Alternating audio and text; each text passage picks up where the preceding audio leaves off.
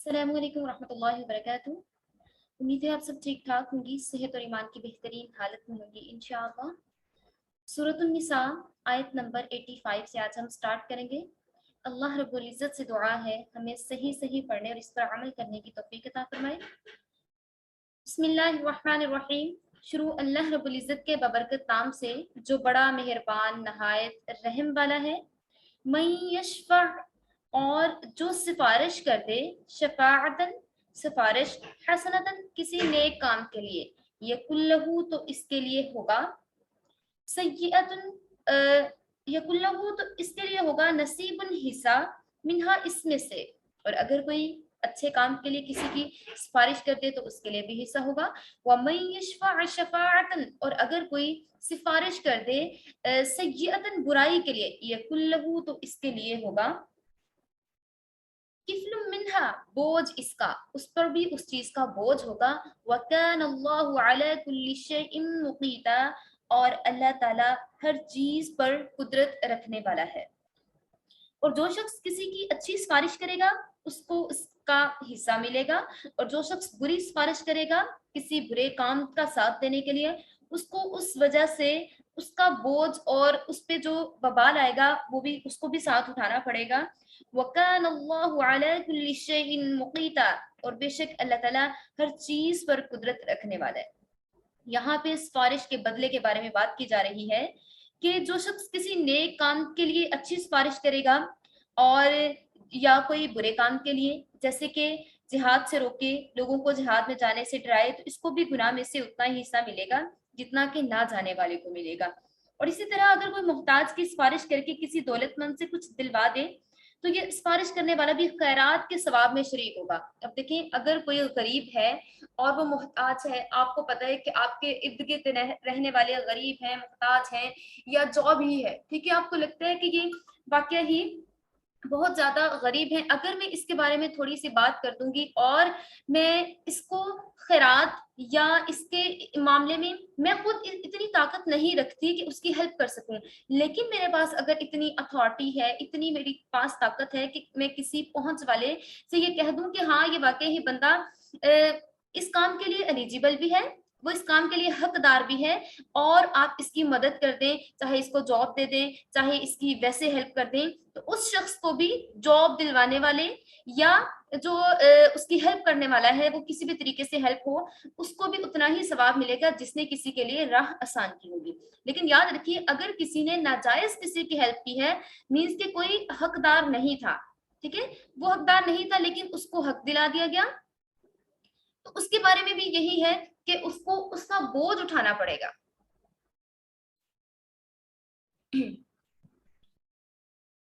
क्योंकि फिर इसमें ये भी है कि जो कोई फासिक किसी की सिफारिश करवा दे, फसाद चोरी करने वाला किसी की सिफारिश कर दे कि इसने चोरी नहीं की, तो वो भी उसके गुनाह में शरीक होगा। ठीक है, यहाँ पे ये बात की जा रही है कि अगर नेकी में किसी की सिफारिश करेंगे तो आपको सवाब होगा, और अगर आप बदी का जरिया बनेंगे, बदी के लिए सिफारिश करेंगे, तो इस पर जितना गुनाह करने वाले को गुनाह होगा, साथ ही साथ उस शख्स को भी उतना गुनाह होगा जिसने गुनाह की सिफारिश की।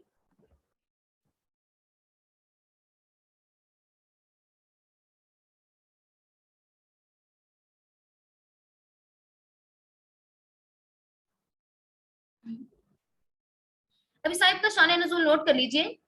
जो मुनाफिकीन थे एक दूसरे के लिए रसूलुल्लाह सल्लल्लाहु अलैहि वसल्लम से सिफारिश किया करते थे कि आप इन्हें जंग में पीछे रह जाने की इजाजत देते। मोमिनीन का यह तरीका था कि अगर किसी मुसलमान के पास सामान जंग नहीं होता तो किसी दूसरे मुसलमान से कहकर, जो कि मालदार होता, उससे कह देते थे कि आप इसके लिए सामान जो है, जैसे कि तलवार है, हथियार है, इसका बंदोबस्त करा दीजिए। तो इस तरीके से सामान जंग दिलवा दिया करते थे ताकि जिहाद में ये लोग भी शरीक हो सकें जिसके पास इतना सामान मौजूद नहीं है। और ये एक तरह की अच्छी सिफारिश थी जिसके लिए कहा गया कि जो जिहाद करेगा ना, तो जो उसकी हेल्प करने वाला है, खुद हेल्प नहीं कर सका लेकिन उसने किसी साहब इस्तात आदमी से कह दिया कि आप इसके लिए ये चीजों का अरेंज कर दें और ये जिहाद में शरीक हो जाएगा। अब जो जिसने अरेंज किया उसको भी सवाब मिलेगा, जिसने कहा उसको भी सवाब मिलेगा, जिसने जिहाद किया उसको भी सवाब मिलेगा, मीन्स के तीन बंदों को सवाब मिल गया। ठीक है, लेकिन मुनाफिकीन क्या करते थे وہ रसूलुल्लाह सल्लल्लाहु अलैहि वसल्लम से सिफारिश किया करते थे कि आप हमें जंग में ना जाने की इजाजत दें, हम जंग में नहीं जा सकते, हम बीमार हैं, हमारे पीछे छोटे बच्चे हैं, ये सारे अपनी तरफ से तरह तरह की दलीलें बना लिया करते थे। तो नेक काम के बारे में बात की जा रही है कि जितना अच्छे तरीके से, जितनी अच्छी नीयत के साथ आप किसी की हेल्प के लिए सिफारिश करेंगे तो अल्लाह ताला उतना ही आपके साथ भी आसानी पैदा फरमाएगा। वकान अल्लाहु अला कुल्लि शैइन मुक़ीता, लफ्ज़ मुक़ीत के मानी कादिर के भी हैं और यहाँ पे रोजी के तकसीम करने वाले के भी हैं, और यहाँ पे ये भी मुराद है कि अल्लाह ताला हर चीज पर कादिर है। अमल करने वाले, सिफारिश करने वाले की जज़ा व सज़ा इसके लिए मुश्किल नहीं है। अल्लाह ताला चाहे जो सिफारिश कर रहा है, अच्छे काम के लिए सिफारिश कर रहा है तो उसको बदला मिलेगा, बुरे काम के लिए कर रहा है तो उसको भी बदला मिलेगा।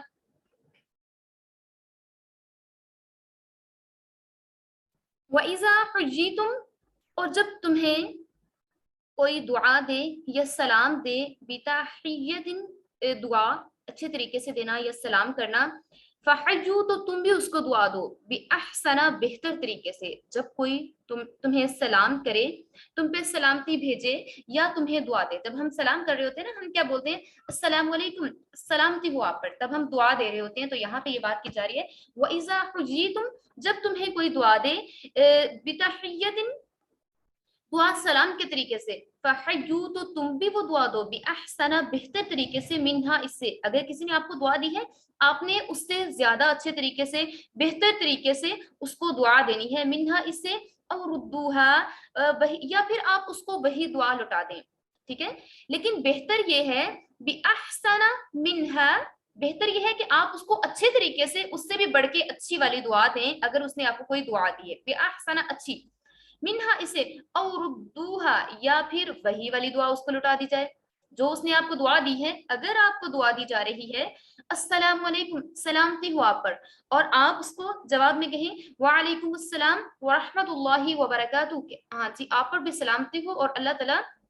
आप पर रहमतें और बरकतें नाजिल फरमाए, ठीक है। तो ये उससे भी बढ़ के ज्यादा अच्छी वाली दुआ हो गई। और इसी तरीके से जब आपको कोई दुआ देता है, आप उसके लिए अच्छा काम करते हैं, वो आपको दुआ दे, जज़ाकल्लाह, मेल के लिए आप बोलेंगे जज़ाकल्लाह, फीमेल के लिए बोलेंगे आप जज़ाकिल्लाह, तो फिर आपने आगे से उससे भी बेहतर दुआ देनी है, ठीक है। जज़ाकल्लाह का मतलब ये है, जज़ाकिल्लाह का मतलब ये है कि अल्लाह ताला आपको इसका अच्छा बदला दे, अल्लाह ताला आपको इसकी जज़ा दे। और जब अगर आपने मुझे कहा कि जज़ाकिल्लाह, मैं आपको कहूंगी अहसनल जज़ाक फिद दुनिया वल आखिरा, या अहसनल जज़ाक, या इससे भी बेहतरीन जो आप अच्छी दुआ दे सकते हैं। अगर अरेबिक नहीं आ रही, जरूरी नहीं आपने उसको अरेबिक में ही दुआ देनी है। अगर कोई आपको अरेबिक में दुआ दे रहा है, आप उससे पूछ लीजिए इसका मतलब क्या है। आप उसको उर्दू में भी दुआ दे सकते हैं, आप उसको जो आपकी यूजर लैंग्वेज है, आप उसी के जरिए से उसको जवाब दे सकते हैं अच्छे तरीके के साथ। जरूरी नहीं कि आपने अरेबिक में ही उसको जवाब देना है, ठीक है। तो यहाँ पे ये बात की जा रही है कि अगर कोई आपको दुआ देगा तो आपने उसको दुआ देनी है उससे भी बेहतर तरीके से। इन्नल्लाह काना अला कुल्लि शैइन हसीबा, बेशक अल्लाह ताला हर चीज पर, हर चीज का अच्छे तरीके से हिसाब लेने वाला है। अल्लाहु ला इलाहा इल्लाहु, अल्लाह वो है, ला इलाहा, इसके सिवा कोई माबूद नहीं, इल्ला, इल्ला हुआ, इसके सिवा, इलाह वही माबूद है। लयजमअन्नकुम, वो तुम्हें जरूर इकट्ठा करेगा, इला यौमिल क़ियामती, रोजे क़यामत वो आपको जरूर बजरूर इकट्ठा करेगा। ला रैब फी, इसमें कोई शक नहीं। वमन अस्दक़ु मिनल्लाहि हदीसा, और कौन ज्यादा सच्चा है और किसकी बात ज्यादा सच्ची होगी अल्लाह से। यहाँ पे पहले भी बात की गई थी, किसी की बेहतरी और भलाई के लिए नेक काम में सिफारिश करेगा, खुद उसको भी बेहतरी और नेकी का हिस्सा मिलेगा। अब यहाँ पे बात की जा रही है कि यानी किसी मुसलमान का दूसरे मुसलमान के बारे में अगर वो उसको दुआ देता है, सलाम करता है, तो ये भी अल्लाह ताला के दरबार में एक तरह की सिफारिश ही है। लिहाजा तालीम दी जा रही है कि जहाँ पे कोई आपको छोटी सी दुआ दे, आप उसके बदले में आप पे लाजिम हो जाएगा कि आप इससे भी बेहतर दुआ उसके लिए दें। अगर कोई मुसलमान आपको सलाम करता है, दुआ देता है, आप इससे ज्यादा बढ़ के अच्छे तरीके से उसके सलाम का जवाब दीजिए। और अगर कोई आपको, फिर यहाँ पे ये भी बात की जा रही है कि अगर वैसे ही दुआ दी जा रही है कि अल्लाह ताला आपकी उम्र में बरकत डाले, अल्लाह ताला आपकी माल में बरकत डाले, अल्लाह ताला आपकी आखिरत को बेहतरीन बना दे। तो आपको भी चाहिए कि आप उससे भी बढ़ के अच्छे तरीके से उसकी दुआ को लौटा दें, ठीक है, उससे भी अच्छे तरीके से उसको दुआ दें। अब यहाँ पे सलाम के बारे में मैं आपके साथ कुछ बातें डिस्कस करना चाहूंगी कि किन लोगों को सलाम नहीं करना ना, किस किस हालत में। सबसे पहले कि नमाज पढ़ने वाला जो है वो ना तो किसी को सलाम करेगा ना ही सलाम का जवाब देगा। अगर वो इस तरह से करेगा, नमाज पढ़ रहा है और सलाम किसी ने किया और उसने जवाब दे दिया, तो उसकी नमाज फासिद हो जाएगी। और इसी तरीके से वो भी कोई आए तो उसको सलाम नहीं कर सकता। तिलावत कुरान पाक करते हुए कोई आपको सलाम करे तो आप सर के इशारे से उसको जवाब दे सकते हैं, लेकिन बेहतर यही है कि आप ध्यान से अपना कुरान पाक पढ़ते रहिए, ठीक है। और जिन लोगों को सलाम करना मकरूह है, जो लोग जिक्र में मशगूल हों उन्हें भी सलाम ना किया जाए। जब आप वो जिक्र कर रहे हैं, बिल्कुल इन्हमाक के साथ अल्लाह रब्बुल इज्जत के जिक्र में मशगूल हैं, आप जाके उनको सलाम करना शुरू कर देते हैं, उनकी अटेंशन डाइवर्ट हो जाएगी। वो उनका जो है अटेंशन खत्म होकर आपकी तरफ लग जाएगी। बेशक वो सलाम का जवाब देते हैं, आपको बड़े अच्छे तरीके से दुआ भी देते हैं, लेकिन उनकी अटेंशन जो है ना वो खराब हो जाएगी। इसलिए उनको भी आपने सलाम नहीं करना मकरूह है। याद रखिए, मकरूह और हराम में डिफरेंस है। हराम क्या होता है, बिल्कुल एक चीज नाजायज है, उसको आप कर ही नहीं सकते, ठीक है, वो हराम है। मकरूह नापसंदीदा को कहा गया है कि ये चीज पसंद नहीं की जा रही कि कोई अल्लाह ताला के जिक्र में मशगूल है और आप इसको सलाम करें, वो तिलावत में मशगूल है, आप इसको सलाम करें, ये मकरूह है, मीन्स के नापसंदीदा है, ठीक है। और हदीस और खुतबा पढ़ने वाले जो हैं, खुतबा पढ़ा जा रहा है या हदीस पढ़ी जा रही है, उनको भी सलाम करेंगे तो मकरूह होगा, ठीक है। और इन चारों की तरफ जो कान लगा के सुनने में मशगूल हो, तिलावत सुनने में जो मशगूल हो, जिक्र में सुनने को में मशगूल हो, हदीस और खुतबा सुनने में मशगूल हो, तो इनके बारे में जो इनको भी सलाम करेगा ना, जो बड़ी अटेंशन के साथ इन लोगों को सुन रहा होगा, तो इसको भी सलाम करने वाले जो है उसको भी सलाम करना मकरूह होगा। और जो मुअज्जिन है, अजान दे रहा है, उस वक्त आप सलाम नहीं कर सकते। तकबीर कहने वाला है तब भी सलाम नहीं कर सकते। जो आपको इल्म सिखा रहा है और इल्म सिखाने में मसरूफ है, आपको तालीम दी जा रही है और वो मशगूल है तालीम देने में, और आप उसको सलाम करते हैं, ये भी मकरूह है। और इसी तरीके से अजनबी जवान औरतों को सलाम करना मकरूह है। इसी तरह से उस शख्स को भी सलाम नहीं किया जा सकता जो अजनबी औरतों को देखता है, ठीक है। और इसके अलावा जो लोग मीन्स के यहाँ तक बात की जा रही है कि जो गाना बजाने वाला और बाजा बजाने वाला है, इनको भी सलाम करना मकरूह है, ठीक है। और काफर को भी सलाम करना मकरूह है। और अगर अहले किताब हैं तो उनको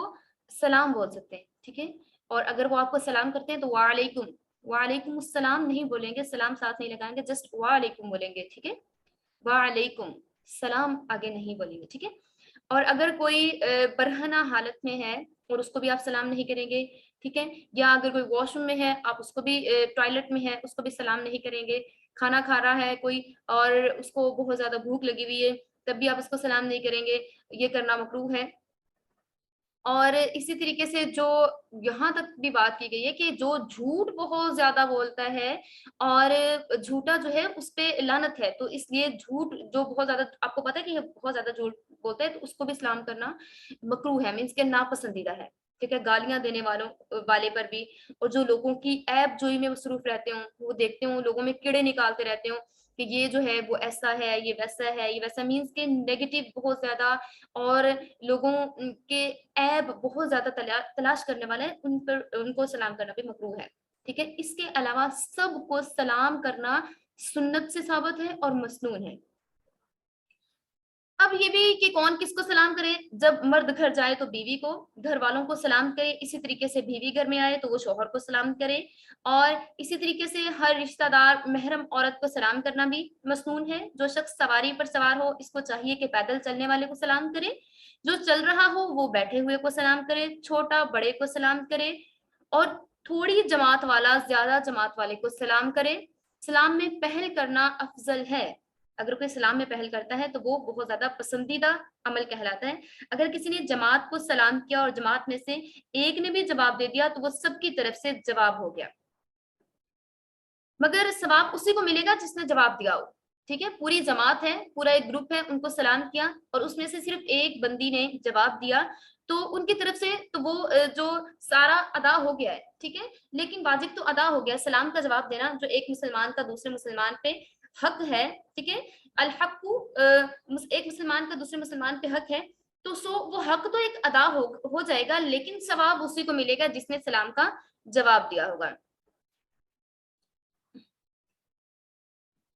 فما لکم فی المنافقین فئتین واللہ ارکسہم، سو کیا ہوا تمہیں منافقین کے بارے میں، فئتین ان میں سے دو گروہ، واللہ اللہ ارکسہم انہیں الٹ دیا، بیما کسبو اس لیے جو انہوں نے کمایا تھا، اتریدون کیا تم چاہتے ہو، ان تہدو کہ راہ پر لاؤ، من ازل گمراہ کیا اللہ اللہ نے، ومن یضلل اور جو گمراہ کر دے اللہ فلن تجدا تو بس ہرگز نہیں پا سکیں گے لہو اس کے لیے سبیلا کوئی بھی رستہ، ودوا لو تکفرون کما کفروا اور وہ چاہتے ہیں کافر کما جیسا کہ کفروا انہوں نے انکار کیا یا وہ کافر ہو گئے، فتکونون سواء فتکونون کہ تم ہو جاؤ سواء برابر، فلا تتخذوا منهم اولیاء بس تم انہیں دوست نہ بناؤ اپنے، حتی یہاجروا یہاں تک کہ وہ ہجرت کریں اللہ تعالیٰ کے رستے میں، فی سبیل اللہ اللہ تعالیٰ کے رستے میں، فَإِن تَوَلَّوْا پھر اگر وہ منہ پھیر لیں، فَإِن تَوَلَّوْا فَخُذُوهُمْ تو انہیں پکڑو، وَاقْتُلُوهُمْ اور انہیں قتل کر ڈالو، انہیں مار ڈالو، حَيْثُ وَجَدتُّمُوهُمْ جہاں جہاں آپ انہیں پاؤ، وَلَا تَتَّخِذُوا مِنْهُمْ وَلِيًّا اور نہ بناؤ دوست انہیں، وَلِيًّا وَلَا نَصِيرًا نہ ہی انہیں اپنا کوئی مددگار اور ساتھی بناؤ، إِلَّا الَّذِينَ يَصِلُونَ اور جو لوگ تعلق رکھتے ہیں، إِلَىٰ قَوْمٍ بَيْنَكُمْ تمہاری قوم سے ملنے کی، وبینہم اور ان کے درمیان میثاق ایک معاہدہ ہے، او جاؤکم وہ تمہارے پاس آئیں، حسیرت تنگ ہو گئے، صدورہم ان کے سینے، ان یقاتلوا کہ وہ تم سے لڑیں، او یقاتلوا یا وہ لڑیں، قومہم اپنی قوم سے، ولو شاء اللہ اور اگر اللہ تعالیٰ چاہتا، لسلطہم انہیں آپ پر مسلط کر دیتا، علیکم آپ پر، فلقاتلوکم تو وہ تم سے ضرور لڑتے، فإن اعتزلوکم پھر اگر وہ آپ سے کنارہ کر لیتے، فلم یقاتلوکم وہ آپ سے لڑیں گے، وَأَلْقَوْا إِلَيْكُمُ السَّلَامَ پھر ڈال دیں گے آپ کی طرف صلح کو، فَمَا جَعَلَ اللَّهُ لَكُمْ عَلَيْهِمْ سَبِيلًا تو نہیں دی اللہ تعالیٰ نے ان کے لیے کوئی بھی راہ آسان کرنے کے لیے، آسان رستہ۔ ان آیات کا یہ میں نے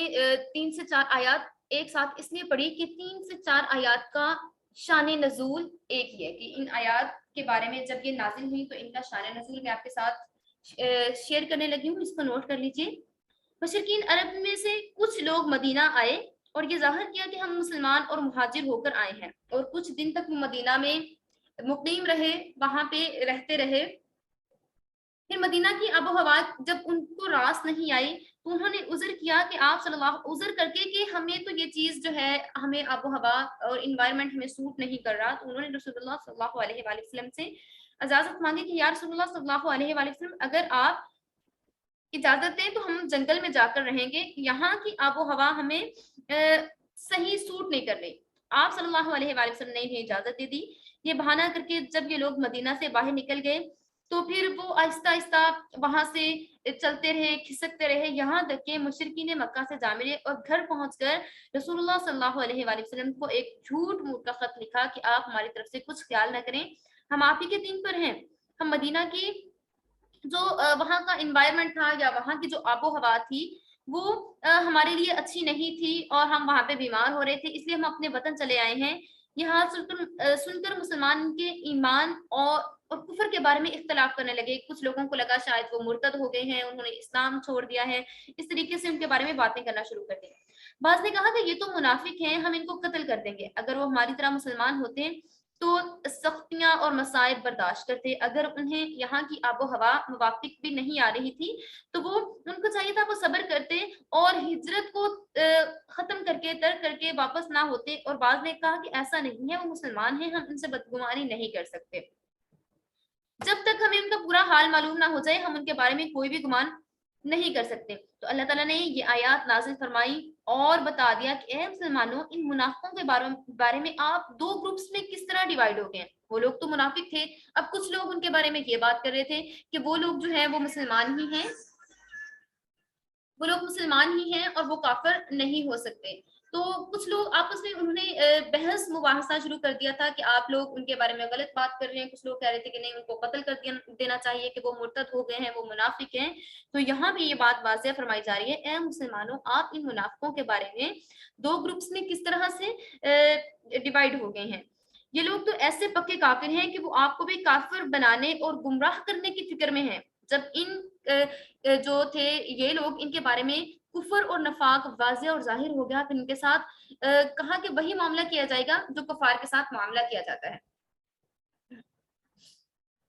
ستجدون آخرین یریدون ان یأمنوکم, اور اب تم پاؤ گے لوگوں کو کہ وہ چاہتے ہیں کہ آپ امن میں رہیں, وَيَأْمَنُوا, اور وہ امن میں رہیں, قومہم, اپنی قوم کی طرف سے, کلما, جب کبھی, ردو, لوٹائے جاتے ہیں, الی الفتنۃ, فتنہ کی طرف, ارکسو, وہ پلٹ جاتے ہیں, ارکسو, اور وہ پلٹ جاتے ہیں, فیہا, اس میں, فَإِن لَمْ يَعْتَزِلُوكُمْ, اور پس اگر تم کنارہ کشی نہ کر لو, وَيُلْقُوا, اور وہ نہ ڈالیں, إِلَيْكُمُ السَّلَامَ, تمہاری طرف صلح, وَيَكُفُّوا, اور وہ روکیں, أَيْدِيَهُمْ, اپنے ہاتھ, فَخُذُوهُمْ, تو انہیں پکڑ لیجئے, انہیں پکڑو, وَاقْتُلُوهُمْ, اور انہیں قتل کرو, حَيْثُ ثَقِفْتُمُوهُمْ, جہاں کہیں آپ انہیں پاؤ, وَأُولَئِكُمْ جَعَلْنَا لَكُمْ عَلَيْهِمْ سُلْطَانًا مُبِينًا, اور یہی لوگ ہیں جنہیں ہم نے تمہارے لیے ان پر ایک کھلی دلیل واضح کر کے, روشن کر کے آپ کو دکھا دی ہے کہ یہ کس طریقے سے ان لوگوں نے کیا کیا. اب انہیں لوگوں کے بارے میں بات ہو رہی ہے کہ جو لوگ وہاں سے چلے گئے تھے, کہ وہ لوگ, اگر وہ لوگ واقعی ہی کافر اور مرتد ہو گئے تھے اور وہ صرف مسلمانوں کو دھوکہ دے رہے تھے, ان کے بارے میں بات کی جا رہی ہے, تو ان لوگوں کے ساتھ وہی سلوک کیا جائے گا جو کہ ایک کافر اور منافق کے ساتھ سلوک کیا جاتا ہے. یہاں پہ کفار کے ایک گروپ کے بارے میں حکم فرمایا جا رہا ہے. یہ وہ لوگ ہیں جو بظاہر نہ تو مسلمانوں سے لڑائی کرنا چاہتے ہیں, نہ ہی اپنی قوم سے, اور مسلمانوں سے وعدہ کر لیتے ہیں کہ وہ تم سے لڑیں گے نہیں, لیکن جب دیکھتے ہیں کہ مسلمان جو ہیں وہ آگے بڑھتے چلے جا رہے ہیں اور اسلام جو ہے وہ زیادہ روز بروز بڑھتا چلا جا رہا ہے, تو یہ لوگ جو مسلمانوں سے انہوں نے وعدے کیے ہوتے ہیں ان کو توڑنے کے لیے ڈٹ جاتے ہیں اور وہ وعدے توڑ دیتے ہیں, اور اگر ان کو کبھی موقع ملے تو مسلمانوں کے ساتھ یہ لڑنا بھی شروع کر دیں گے. اور مسلمانوں کو حکم دیا جاتا ہے ایسے لوگوں کے بارے میں کہ جہاں پر یہ آپ کو ملے آپ انہیں فَخُذُوهُمْ أَيْدِيَهُمْ فَخُذُوهُمْ وَاقْتُلُوهُمْ حَيْثُ ثَقِفْتُمُوهُمْ, آپ جہاں کہیں انہیں پاؤ پکڑو, انہیں قتل کر دو. جو لوگ دھوکہ دے رہے ہیں مسلمانوں کو اور کہتے ہیں کہ ہم آپ کے ساتھ ہیں, ہم لڑنا نہیں چاہتے, ہم کفار کا ساتھ نہیں دینا چاہتے, لیکن وہ دراصل مسلمانوں کو دھوکہ دے رہے ہیں, تو ان کے بارے میں کہا جا رہا ہے کہ یہ لوگ منافق ہیں, یہ مسلمانوں کو دھوکہ دے رہے ہیں, تو آپ جہاں کہیں انہیں پائیں آپ کو فلی پرمیشن ہے کہ یہ دھوکہ دینے والے ہیں, آپ انہیں جہاں پائیں آپ انہیں قتل کر سکتے ہیں. آیت نمبر 91 اور 92 میں بات کی گئی ہے کہ اگر کوئی کسی مومن کو قتل کرنے کا ارادہ نہ رکھتا ہو, غلطی سے کسی سے کوئی قتل ہو جاتا ہے, مسلمان قتل ہو جاتا ہے, تو اس کے جو وارث مسلمان ہوں گے اس صورت میں وہ خون بہا اور لے سکتے ہیں, اور اس شخص پر کفارہ بھی واجب ہوگا. دوسرا یہ کہ اگر مسلمان کے جو مقتول ہیں اس کے وارث جو ہیں ایسی جگہ پہ رہتے ہیں, دارالحرب میں رہتے ہیں, اور ان کی دشمنی ہے, اس صورت میں صرف کفارہ واجب ہوگا, خون بہا کا بدلہ لازم نہیں ہوگا. ٹھیک ہے. اور اس کے علاوہ ایک غلام آزاد کرنے کی بات کی گئی ہے کہ اتنی رقم جو ہے وہ خون بہا کا بدلہ دیا جائے, یا 100 اونٹ جو ہے خون بہا کا بدلہ 100 اونٹ ہونا چاہیے, یا اتنی ہی رقم ہونی چاہیے, وہ نقدی میں ہو جائے, یا وہ سونے کے سکے 1000 دینار ہو جائیں, یا اشرفی چاندی کے سکے 10,000 درہم, یا جو رقم ہے وہ 100 اونٹ کے برابر ہو جائے تو وہ خون بہا کا بدلہ ہے. ٹھیک ہے.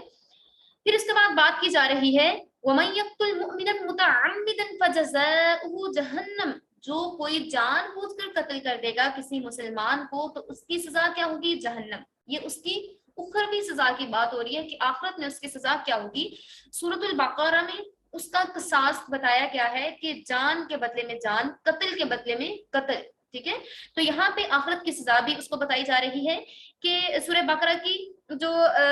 آیت نمبر ہے 84 اس میں ہم نے پڑھا تھا کہ اس کی دنیا کی سزا کیا ہوگی. اس کی دنیا کی سزا یہ ہوگی کہ قتل کا بدلہ قتل ہوگا، لیکن اس کی اخروی سزا کیا ہوگی. اس کی اخروی سزا ہوگی فجزاؤہ جہنم، تو اس کو داخل کیا جائے گا جہنم میں، جہاں پر وہ ہمیشہ ہمیشہ کے لیے رہے گا، اور اللہ تعالیٰ کا اس پر غضب نازل ہوگا، اور اللہ تعالیٰ کی اس پر لعنت ہوگی. اللہ رب العزت اس کو اپنی رحمت سے دور کر دے گا. اس کے لیے بڑا عذاب تیار کیا گیا ہے، اور ساتھ میں یہ بھی کہ جو جان بوجھ کر مسلمان کو قتل کرے گا اس کی آخرت کی سزا جہنم ہے، اللہ کا غضب ہے، لعنت ہے، وہ عذاب عظیم کا شکار ہوگا. اب ان دونوں آیات کا شان نزول بھی نوٹ کر لیجئے. وَمَا كَانَ لِمُؤْمِنٍ أَن يَقْتُلَ مُؤْمِنًا إِلَّا خَطَأً سے عذابًا علیما، ان کا شان نزول. ایک روایت میں ہے کہ حضرت عیاش بن ربیعہ جو کہ ابو جہل کے ماں کی طرف سے بھائی تھے، اور اسلام سے پہلے، ہجرت سے پہلے اسلام لے آئے تھے، مگر گھر والوں کے ڈر سے انہوں نے اپنا اسلام ظاہر نہیں کیا. جب رسول اللہ صلی اللہ علیہ وآلہ وسلم ہجرت فرما کر مکہ سے مدینہ تشریف لے آئے تو حضرت عیاش بن ربیعہ بھی مدینہ آ گئے، مگر اپنے بھائیوں کے ڈر سے انہوں نے کیا کیا، ایک قلعہ میں چھپ گئے اور وہاں پہ رہنے لگے. حضرت عیاش کی والدہ کو جب اس کی خبر ملی تو ان کو بہت زیادہ دکھ ہوا، بہت زیادہ ان کو غمگین ہو گئی کہ یہ کیا ہو گیا کہ میرے بیٹے نے اسلام کیوں قبول کر لیا. اور اس طرح سے ان کی والدہ نے کھانا پینا بند کر دیا. اپنے دونوں بیٹے حارث اور ابو جہل کو کہا کہ آپ عیاش کو واپس لے آئیں، اور اس نے قسم کھا لی، حضرت عیاش کی والدہ نے، کہ قسم کھائی کہ جب تک آپ عیاش کو میرے پاس نہیں لاؤ گے میں نہ تو چھت کے نیچے بیٹھوں گی اور نہ ہی کچھ کھاؤں گی نہ پیوں گی. ماں کی یہ بات سن کر دونوں بھائی عیاش کی تلاش میں، حضرت عیاش بن ربیعہ کی تلاش میں روانہ ہوئے، اور ساتھ میں حارث بن زید کو لے کر تینوں مدینہ پہنچے. بلاخر پتہ چلا کہ عیاش رضی اللہ تعالیٰ عنہ جو ہے وہ قلعہ میں رہوش ہے، اور ان تینوں نے باہر سے کہا کہ آپ قلعہ سے نیچے اتر آئیں. جب آپ اپنی ماں سے جدا ہوئے ہیں، جب سے اس وقت سے آپ کی ماں جو ہے وہ نہیں بیٹھی، اور نہ ہی انہوں نے کیونکہ قسم کھائی ہوئی، نہ ہی انہوں نے کوئی کھانا پانی چکھا ہے. اور جب آپ ان کے پاس لوٹ آئیں گے تو وہ کھانا بھی کھا لیں گی، پانی بھی پی لیں گی، اور ہم آپ سے وعدہ کرتے ہیں کہ آپ کو مجبور نہیں کریں گے کہ آپ اپنا دین چھوڑ دیں. حضرت عیاش نے جب اپنی والدہ کے بارے میں یہ سنا اور بہت زیادہ انہیں بھی بے چینی ہوئی تو وہ فوراً قلعہ سے نیچے اتر آئے، ان کے ساتھ چل دیے. مدینہ سے نکلنے کے بعد حضرت عیاش کو ان کے دونوں بھائیوں ابو جہل اور حارث نے چمڑے کے تسموں سے باندھ لیا، اور تینوں میں سے ہر ایک نے حضرت عیاش کے 100 کوڑے لگائے اور اس طرح ماں کے پاس لے گئے. ماں نے دیکھ کر یہ کہا کہ میں تجھے اس وقت تک نہیں کھولوں گی جب تک انکار نہیں کرے گا، اور آپ ایمان لے کے آئے ہو، آپ ایمان سے انکار نہیں کریں گے، دوبارہ سے کفر اختیار نہیں کریں گے، میں آپ کو معاف نہیں کروں گی اور نہ ہی آپ کو کھولوں گی. تو اسی طریقے سے انہیں ہاتھ پاؤں باندھ کر دھوپ میں ڈلوا دیا اور عرصہ دراز تک ایسی تکالیف دیتے رہے. بلاخر حضرت عیاش نے مجبور ہو کر جبرن جو انہوں نے کہا انہوں نے کہہ دیا، جو ان کے منہ سے انہوں نے اگل دیا. اس پر حارث بن زید نے، جو اس وقت تک نبی کریم صلی اللہ علیہ وآلہ وسلم کے شدید دشمنوں میں سے تھا، حضرت عیاش کو چھیڑا اور تانا دیا کہ اے عیاش، جس دین پر تو تھا اگر وہ راہ ہدایت تھا تو ہدایت کو کیوں چھڑا، اگر وہ گمراہی پر تھا تو نے اتنے دنوں گمراہی میں زندگی کیوں گزارتی. اس پر حضرت عیاش کو بہت غصہ آیا اور قسم کھائی کہ اگر مجھے کہیں تنہائی میں یہ مل گیا حضرت حارث بن زید جو کہ ابھی مسلمان نہیں ہوئے تھے نا، تو جب یہ مجھے مل گئے تو میں ان کو قتل کر ڈالوں گا. کچھ عرصہ بعد حضرت عیاش دوبارہ مدینہ آ گئے اور اسلام قبول کر لیا. اس کے بعد اللہ تعالیٰ نے حارث بن زید کو بھی اسلام کی توفیق بخشی اور وہ بھی مسلمان ہونے کی نیت سے رسول اللہ صلی اللہ علیہ وآلہ وسلم کی خدمت میں مدینہ پہنچے. مگر اتفاق دیکھیے کہ اس دن حضرت عیاش مدینہ میں موجود نہ تھے، ان کو حارث بن زید کے مسلمان ہونے کی خبر نہ ملی. ایک دن اتفاق سے حضرت عیاش کو حارث مل گئے. انہوں نے پچھلی جو دشمنی تھی، عداوت تھی، اس کی بنیاد پر انہیں قتل کر ڈالا. جب لوگوں کو اس چیز کا علم ہوا تو مسلمانوں نے حضرت عیاش کو ملامت کی کہ آپ نے یہ کیا کر دیا. حارث تو مسلمان ہو گئے تھے اور آپ نے اپنے پچھلے جو آپ کے دل میں ایک دشمنی تھی، ایک آپ کے دل میں ان کے لیے جو نفرت تھی، اس کی وجہ سے آپ نے ایک مسلمان کو جان سے مار دیا۔ حضرت ایاز یہ سنتے ہی رسول اللہ صلی اللہ علیہ وآلہ وسلم کی خدمت میں حاضر ہوئے اور عرض کیا، یا رسول اللہ صلی اللہ علیہ وآلہ وسلم، مجھے معلوم نہیں تھا کہ جو حارث ہے وہ مسلمان ہو چکا ہے، اور میں اپنے اس کام پر، اس فعل پر نادم ہوں، بہت شرمندہ ہوں، اب میں کیا کروں؟ اس وقت یہ آیات مبارکہ نازل ہوئی۔ اور دوسری روایت یہ بھی ہے کہ یہ آیات حضرت ابو درداء رضی اللہ تعالیٰ عنہ کے حق میں نازل ہوئی، جس کا سبب یہ ہوا کہ حضرت ابو درداء کسی لشکر میں تھے، اتفاقاً اپنی لشکر سے جدا ہو کر کسی ضرورت سے ایک پہاڑ کی ایک گھاٹی پر گئے، وہاں ایک آدمی کو دیکھا جو اپنی بکریاں چلا رہا تھا۔ حضرت ابو درداء نے اس پر تلوار چلائی تو اس نے کہا لا الہ الا اللہ۔ حضرت ابو درداء نے یہ سمجھا کہ یہ محض اپنی جان بچانے کے لیے کہہ رہا ہے، اس لیے اس کو کافر سمجھ کر قتل کر دیا۔ رسول اللہ صلی اللہ علیہ وآلہ وسلم نے آ کر جب اس کا ذکر کیا، جب وہ رسول اللہ صلی اللہ علیہ وآلہ وسلم کے پاس آئے اور آ کر ذکر کیا کہ اس طریقے سے میں نے جو انہیں قتل کر دیا ہے، تو آپ صلی اللہ علیہ وآلہ وسلم نے فرمایا کہ آپ نے اس کا دل چیر کر دیکھا تھا؟ آپ کو کس طرح معلوم تھا کہ اس کی نیت وہ خالص نہ تھی؟ حضرت ابو درداء رضی اللہ عنہ کو بہت زیادہ شرمندگی ہوئی، ندامت ہوئی، اور تب یہ آیات مبارکہ نازل ہوئی۔ اور اسی طریقے سے تیسری روایت یہ ہے کہ حضرت حذیفہ رضی اللہ عنہ کے والد کے بارے میں یہ آیات جو ہیں وہ ان کے بارے میں بھی سمجھی جاتی ہیں کہ جو جنگ احد میں مسلمانوں کی غلطی سے مارے گئے تھے۔ حضرت حذیفہ کے والد احد کی جنگ میں کافروں کی بھیڑ میں پھنس گئے تھے۔ مسلمانوں نے جب کافروں پر تیر برسائے تو اس میں حضرت یمان بھی مسلمانوں کے ہاتھوں سے غلط فہمی کی بنا پر شہید ہو گئے تھے، اور حضرت حذیفہ کے والد بھی۔ جب مسلمانوں کو اس بات کا علم ہوا تو انہیں سخت ملال ہوا اور انہیں شرمندگی ہوئی۔ اس پر یہ آیات مبارکہ نازل ہوئی کہ اگر آپ سے جان بوجھ کر کوئی مسلمان قتل ہو جاتا ہے اور کسی مسلمان کی جان چلی جاتی ہے تو اس کی سزا کیا ہے، اور اگر کوئی غلطی سے کسی مسلمان کی جان چلی جاتی ہے تو اس کی سزا کیا ہے۔ ٹھیک ہے، یا ایھا الذین آمنو، اے ایمان والو، اذا ضربتم، جب آپ سفر کریں، فی سبیل اللہ، اللہ تعالیٰ کے راستے میں، فتبینوا، تو آپ تحقیق کر لیا کریں، ولا تقولوا، اور نہ کہیں، لمن القا، جو کہا یا کہہ ڈالے، الیکم السلام، تمہاری طرف سلام، لستا، تو نہیں ہے، مؤمنن، مومن، تبتغون، آپ چاہتے ہیں، عرض الحیات الدنیا، دنیا کی زندگی کا سامان، فعند اللہ، پھر اللہ تعالیٰ کے پاس، مغانم کثیرۃ، بہت ساری غنیمت، مال غنیمت ہے، کذالک کنتم، اسی طریقے سے تم، من قبل، فمن اللہ علیکم فتبینوا، اور احسان کیا اللہ تعالیٰ نے تم پر، سو آپ فتبینوا، تحقیق لازمی کر لیا کریں، سو آپ کو چاہیے کہ آپ تحقیق لازمی کر لیا کریں۔ ان اللہ کان بما تعملون خبیرا، اور بے شک اللہ تعالیٰ ہر چیز کے بارے میں علم رکھنے والی ذات ہے۔ لا یستوی القاعدون من المؤمنین، خوب باخبر رہیے، نہیں ہے برابر، لا یستوی، نہیں برابر، قاعدون، بیٹھے رہنے والے، من المؤمنین، مومن، مسلمان، وہ برابر نہیں ہے جو بلا عذر گھر کے اندر بیٹھے رہیں، اولی الضرر، بغیر عذر کے، غیر اولی الضرر، بغیر عذر کے، والمجاہدین، اور مجاہدون، والمجاہدون، اور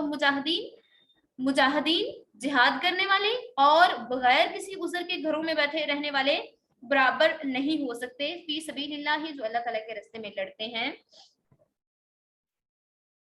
بِأَمْوَالِهِمْ وَأَنفُسِهِمْ، اپنے مال کو لگا دیتے ہیں، اپنی جانیں لگا دیتے ہیں، فضل اللہ المجاہدین بِأَمْوَالِهِمْ وَأَنفُسِهِمْ، اللہ تعالیٰ نے فضیلت دی ہے مجاہدین، جہاد کرنے والوں کو، اپنے مالوں کے ساتھ، اپنی جانوں کے ساتھ، علی القاعدین، بیٹھے رہنے والوں پر، پھر اللہ تعالیٰ نے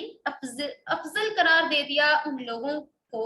جو کہ اپنا مال لگا دیتے ہیں جہاد کے لیے، اللہ تعالیٰ کے راستے کے لیے، اور جو لوگ بیٹھے رہتے ہیں بغیر کسی عذر کے، دلیلیں دیتے رہتے ہیں، ان پر اللہ تعالیٰ نے انہیں زیادہ فوقیت بخشی ہے اور انہیں اجر عظیم عطا فرمایا ہے، انہیں فضیلت بخش دی ہے، درجتاً، ان کے لیے درجے ہیں، وکلن، اور ہر ایک کے لیے، وعد اللہ الحسنی، اللہ تعالیٰ نے اچھا وعدہ کیا ہے، انہیں اچھی چیزیں عطا کی جائیں گی، वफ़ज़्ज़ल अल्लाहु अल-मुजाहिदीन, और फजीलत दी है मुजाहिदीन को, अलल क़ाइदीन, बैठे रहने वालों पर,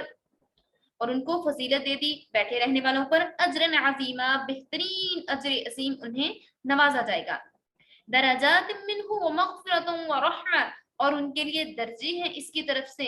बख्शिश है और रहमत है अल्लाह रब्बुल इज़्ज़त की तरफ से। व कान अल्लाहु गफ़ूरर रहीमा, और अल्लाह ताला बख्शने वाला नहायत मेहरबान है। शान नज़ूल नोट कीजिए, रसूलुल्लाह सल्लल्लाहु अलैहि वसल्लम ने मुजाहिदीन का एक दस्ता एक कौम पर जिहाद के लिए भेजा। इस कौम में एक शख्स जो कि मुसलमान था, उसने अपना माल, असबाब, सारा कुछ निकाल कर अलहदा खड़ा हो गया। उसने मुसलमानों को देखकर अस्सलाम वालेकुम कहा। मुजाहिदीन ने ये समझा कि शायद ये भी काफिर है, अपना माल बचाने के लिए, अपनी जान बचाने के लिए अपने आप को मुसलमान जाहिर कर रहा है, इसलिए इसको कत्ल कर डाला और उसके सारे माल वगैरह जितना भी उसका असबाब था वो ले लिया। इस पर ये आयत नाजिल हुई, मुसलमानों को अलर्ट किया गया कि जब तक आप जिहाद के लिए सफर करते हो, तहकीक नहीं कर लेते, बगैर सोचे समझे कोई काम ना कीजिए। या अय्युहल्लज़ीना आमनू इज़ा ज़रबतुम फ़ी सबीलिल्लाहि फ़तबय्यनू, ए ईमान वालो, जब अल्लाह के रास्ते में सफर करते हो तो तहकीक कर लिया करो। फ़तबय्यनू, तो तहकीक कर लिया करो। वला तक़ूलू लिमन अलक़ा इलैकुमुस्सलाम, और अगर कोई आपकी तरफ सलाम करे, लस्त मुमिनन, तो मुसलमान होते हुए सलाम करे, तब तक आरज़ल हयात दुनिया, क्या आप दुनिया की जिंदगी को आखिरत की जिंदगी पर फौकियत दे रहे हैं। तो जब वो जिहाद के लिए इस बात को कहा गया कि आपने उसकी तहकीक नहीं की और आपने उस शख्स को कत्ल कर डाला,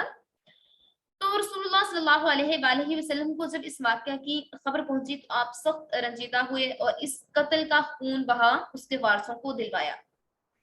और साथ ही कहा कि बिला तहकीक किसी को काफिर ना कहें। ए ईमान वालो, जब तुम अल्लाह के रास्ते में जिहाद के लिए सफर करो तो हर काम तहकीक के साथ किया करो, और ऐसे शख्स को जो तुम्हारे सामने इस्लाम की अलामत जाहिर करे, जैसे कलमा पढ़ना, मुसलमानों के तर्ज पर सलाम करना, तो आप यूं मत कह दिया करो कि ये तो सिर्फ मुसलमानों को दिखावे के लिए झूठ बोल रहा है। उसके साथ ऐसा सलूक ना कीजिए, और ना तो उसको कत्ल कीजिए, ना ही उसका माल लीजिए। इरशाद फरमाया जा रहा है कि आप दुनियावी माल लेने के लिए आप किसी को कत्ल कर सकते हैं, दिल से ये ख्वाहिश निकाल दीजिए, और क्योंकि अल्लाह ताला ने आपके लिए बहुत सा माल गनीमत रखा है।